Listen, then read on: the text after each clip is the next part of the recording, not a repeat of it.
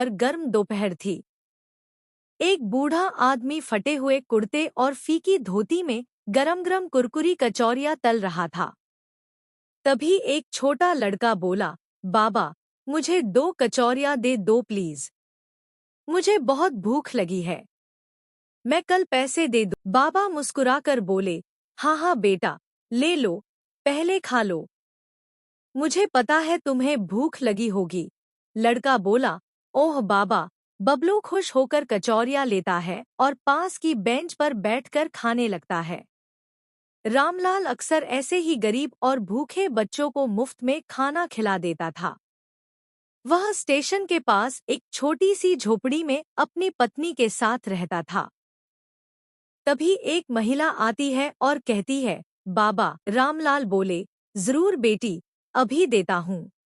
जैसे ही महिला कचौरी का पहला कौर खाती है, उसका चेहरा खुशी से चमक उठता है और वह कहती है, वाह, इतने सालों बाद आज असली कचौरी का स्वाद मिला है। धीरे धीरे और ग्राहक आने लगते हैं और रामलाल सबको कचौरियां देने में व्यस्त हो जाता है। इसी तरह उसका पूरा दिन गुजर जाता है। रात को जब रामलाल अपनी ठेली समेट रहा होता है, तभी बबलू हाथ में एक बैग लेकर दौड़ता हुआ आता है और कहता है, बाबा, ये आपके लिए नया कुर्ता है। मैंने माँ को बताया कि आपका कुर्ता फट गया है, तो उसने बचे हुए कपड़े से यह आपके लिए सिल दिया। रामलाल की आंखें भर आती हैं और वह कहते हैं, तुम सच में मेरा बहुत ख्याल रखते हो बेटा। अपनी माँ को मेरी तरफ से धन्यवाद कहना। बबलू कहता है, ठीक है बाबा, मैं चलता हूँ।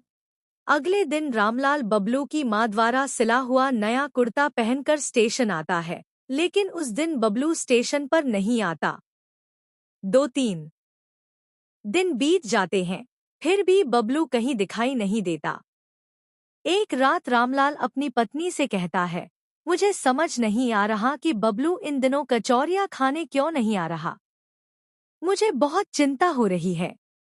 लगता है मुझे जाकर देखना चाहिए। पत्नी कहती है, हाँ, जाकर देख आओ, नहीं तो तुम्हें चिंता होती रहेगी। रामलाल धीरे धीरे उस झुग्गी की तरफ चलता है जहां बबलू अपनी माँ के साथ टूटी फूटी झोपड़ी में रहता था। जैसे ही